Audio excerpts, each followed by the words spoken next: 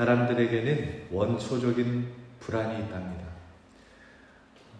두 가지가 있는데 하나는 신체적인 불안이고 하나는 정신적인 불안입니다.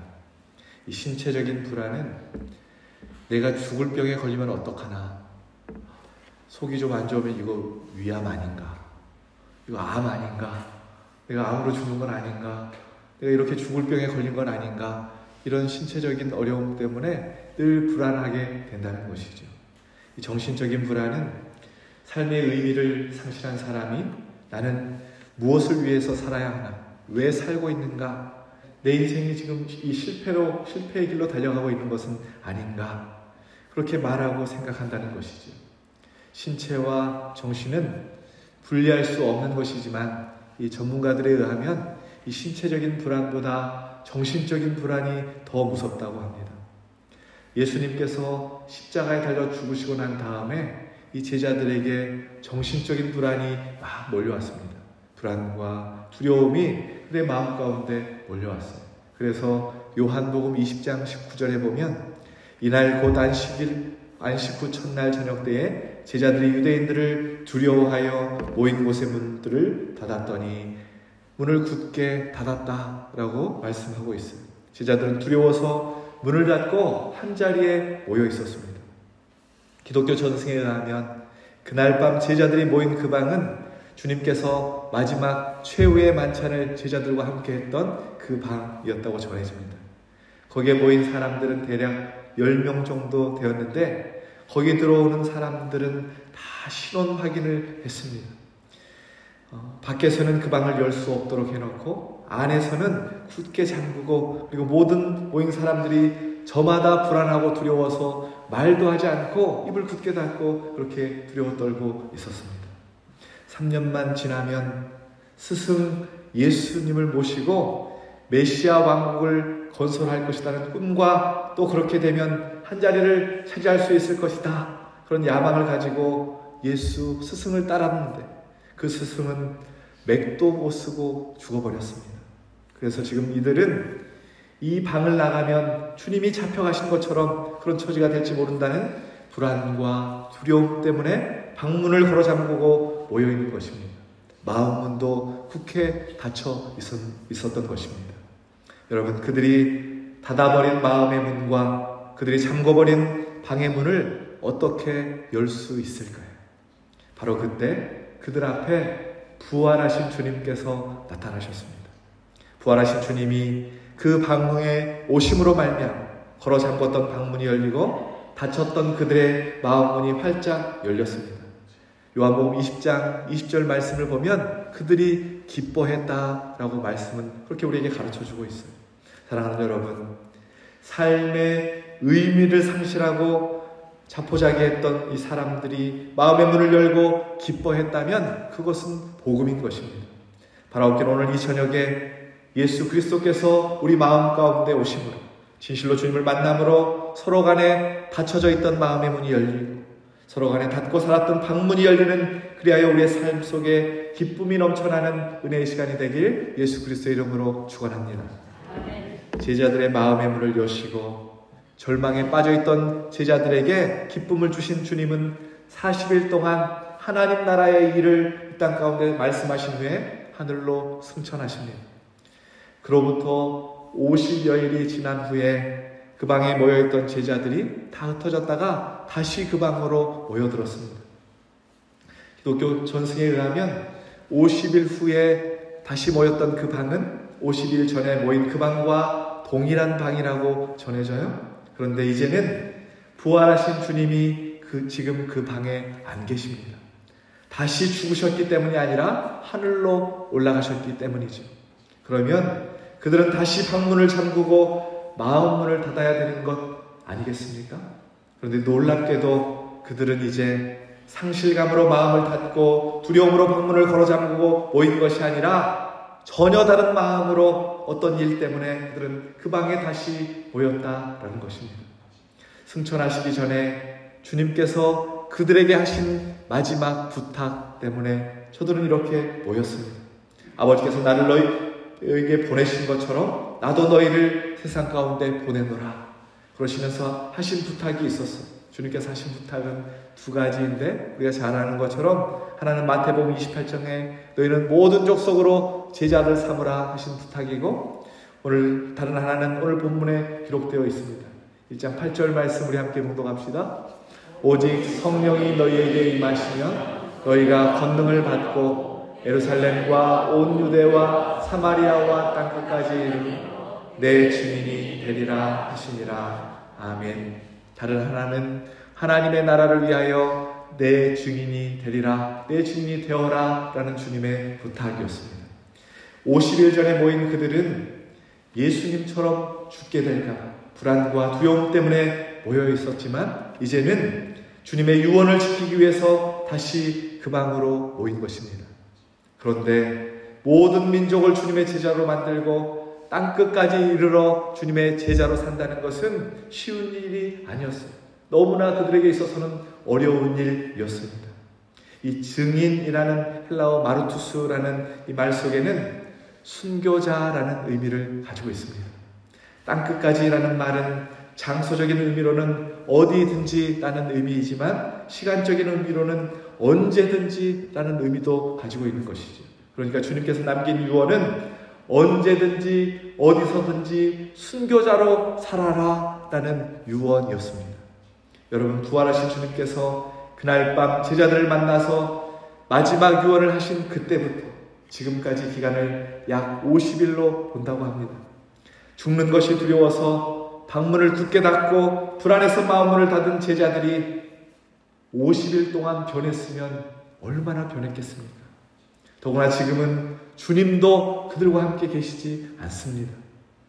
함께 계실 때도 주님께서 기도해라, 기도해라 그렇게 말씀하셨을 때 잠만 포자고 있었고, 낮아져라, 종이 되어라, 섬겨야 한다 그렇게 말했을 때 서로 자기가 높아지려고 서로 싸움을 했던 제자들이고, 원수도 사랑해라 그러셨는데 가슴에 칼을 품고 있다가 말고의 길을 잘라버렸던 그런 제자도 있었습니다.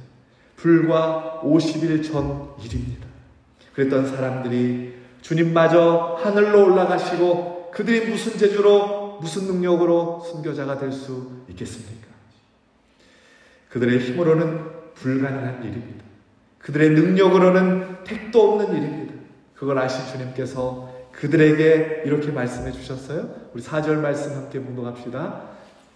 사도와 함께 모이사 그들에게 분부하여 이르시되 예루살렘을 떠나지 말고 내게서 들은 바 아버지께서 약속하신 것을 기다리라. 아멘. 성령을 기다리라 주님이 말씀해 주셨습니다. 성령이 임하시기 전까지는 그 일을 하지 마라. 성령이 임한해야 그 일을 행하라. 주님이 이렇게 명령하고 계시는 것이죠. 여러분, 그 말은 역설적으로 무엇을 우리에게 의미해 주고 있냐면 너희들의 힘과 능력으로는 증인의 삶을 살 수 없다라는 것을 가르쳐 주는 것입니다. 사랑하는 여러분, 우리가 왜 예수님을 믿으면서도 죄에 대해서 그렇게 쉽게 무너지고 혈기에 무너지는 것일까요? 왜 우리가 결심한 것과는 달리 가정에서, 직장에서 영향력이 없는 삶을 살아가지 못하는 것일까요? 말씀에 비추어 보면 예수를 믿는다고 하지만 함께 하시는 성령님을 기뻐하고 그 성령님을 의지하고 성령님의 능력 안에서 가는 삶을 우리가 살지 못하기 때문입니다. 성령님을 기다리지 않는다는 것이죠. 쉽게 예를 들면 이런 거예요. 기도는 하나님과 우리의 대화라고 이야기를 합니다. 최 장로님이라고 제가 부르면 예 목사님 이렇게 대화를 하는 것처럼 이렇게 기도는 대화라고 하는 것이죠. 그런데 한 번도 대화해 본 적이 없다는 거예요. 주님 내 기도를 들어주세요 하고 그렇게 기도하고는 가버린다는 거예요. 주님의 음성은 듣지도 않고 그냥 내 하소연만 늘어놓고 돌아가 버린다는 것이죠. 쉬지 말고 기도하라고 했는데, 끊임없이 성령님과 동행하라고 했는데 그런 삶을 우리가 살아가지 못한다라는 것입니다. 바라옵기는 오늘 이 저녁부터 진실로 성령님과 늘 동행하는 삶을 살아가는 성령 충만한 사람이 우리 유독교회 모든 성도님들 되시길 예수 그리스도의 이름으로 축원합니다. 이 제자들이 오늘 성경은 어떻게 성령 충만한 삶을 살 수 있게 되었는가를 우리에게 가르쳐 줍니다. 그날 밤 거기 모여있는 제자들은 지독하게 기도하나 걸핏하면 핏대를 올렸던 사람들이었습니다. 50일 동안 그들에게 무슨 일이 있었는지 이상하게도 그들은 정말 주님의 유언대로 증인의 삶, 순교자의 삶을 살아냅니다. 두 사람은 성경에 근거한 이야기고 나머지 10사람은 기독교 전승에 의해서 근거하고 있어요. 우선 주님의 수제자 베드로는 나의 주님은 십자가를 지셨는데 내가 어떻게 십자가에서 순교를 당할 수 있는가? 로마에서 복음을 전하다가 거꾸로 십자가에 매달려 순교합니다. 베드로의 동생 안드레는 그리스에서 선교를 하다가 내 형님과 똑같이 죽을 수 없다. 그래서 X자로 순교를 당합니다. 요한의 형제 야고보는 얼마나 성격이 불같았으면 그의 별명을 우레라고 부르겠습니까? 그는 그의 급한 성격 탓에 12제자 중에 가장 먼저 목이 달려서 순교를 합니다. 같은 마을 출신 제자 빌립은 터키에서 선교하다가 몽둥이에 맞고 돌에 맞아서 순교합니다. 지금도 터키에 빌립 기념교회가 있다고 합니다. 제자 바돌로메는 지금 아르메니아 지역에서 선교하다가 피부 껍질을 다 벗겼는데 죽지 않아서 목을 쳐서 죽였습니다. 의심 많은 도마는 12제자 가운데 가장 멀리 인도 땅까지 가서 복음을 전하다가 창에 찔려서 순교를 당했습니다. 그래서 그런지 인도에는 세인트 도마 처치가 지금도 존재한다고 합니다. 주님의 제자 세리마테는 이디오피아에서 선교를 하다가 참수를 당해서 죽은 후에 그 시체를 가져다가 다시 불에 태워서 그렇게 순교를 당합니다. 알페오의 아들 야고보는 이집트에서 돌로 때려 죽였는데 안 죽으니까 톱으로 켜서 허리를 잘라서 죽임을 당하고 그렇게 순교를 당합니다.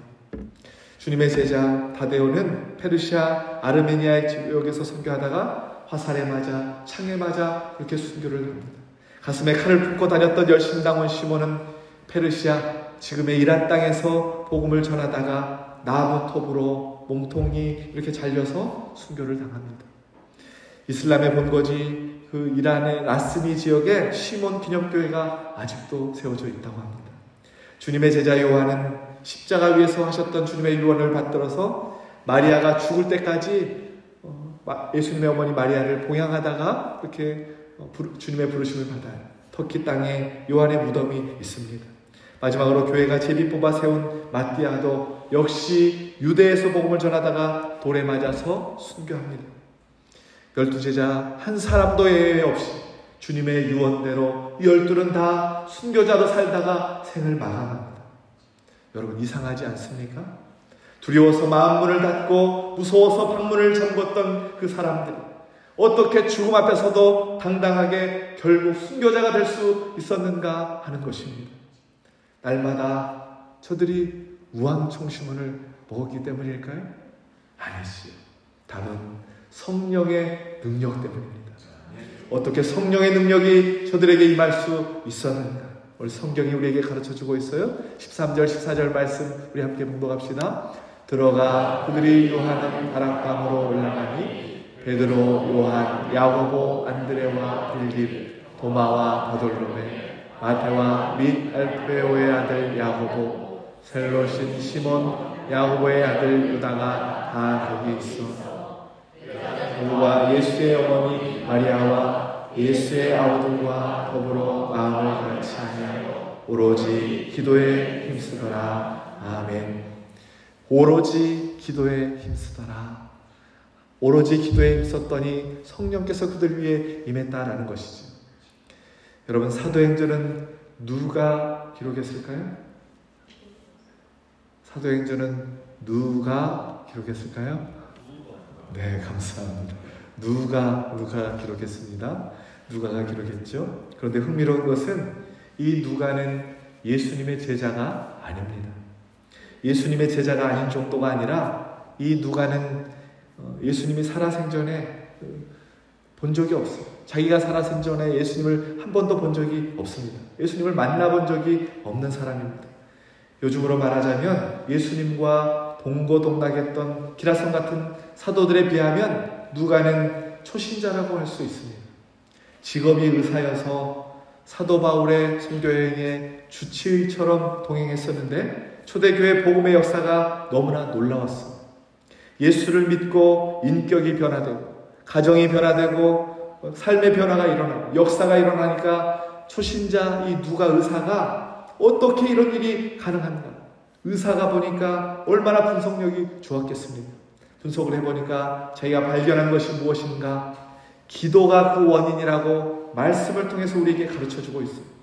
누가가 기록한 성경이 하나 더 있습니다. 누가가 기록한 성경이 또 뭐가 있죠? 누가복음이 있죠. 이 누가복음에 보면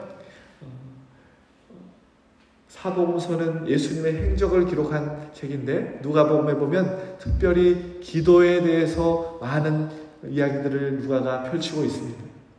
누가복음의 특징이 있는데 예수님의 기도 생활, 예수님의 기도하는 모습을 많이 기록하고 있어요. 다른 복음서에서는 다 빼놓았는데 생략해 버렸는데 누가복음에만 그렇게 기록하고 있습니다. 또 예수님의 기도 모습과 반면에 제자들의 기도하지 않는 모습을 그렇게 엮어놨어요.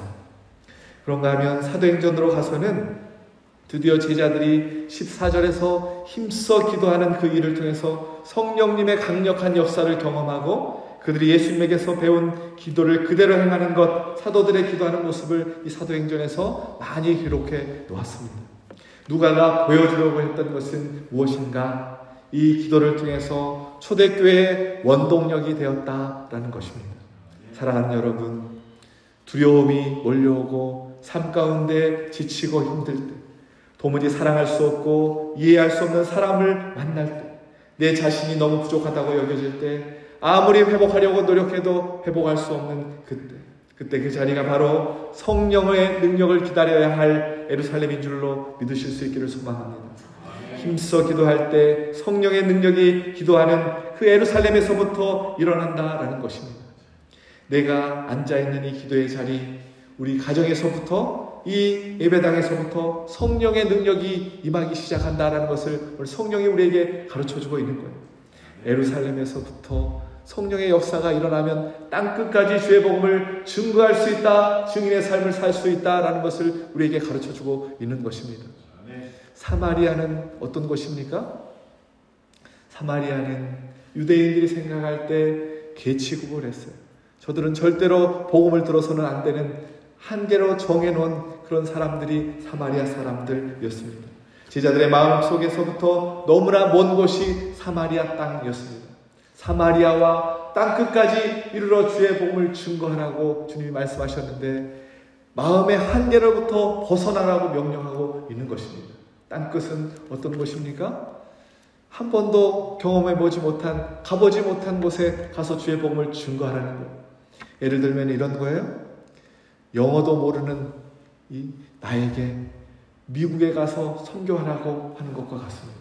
미국인들을 대상으로 선교하라고 하는 것과 같습니다.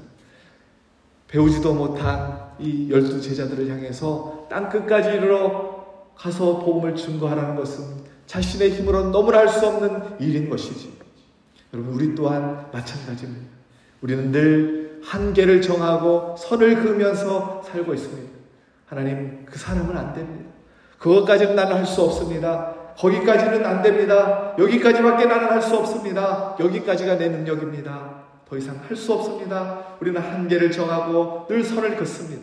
그러나 성령의 능력은 한계를 뛰어넘도록 우리에게 하나님의 능력이 부어지는 것입니다.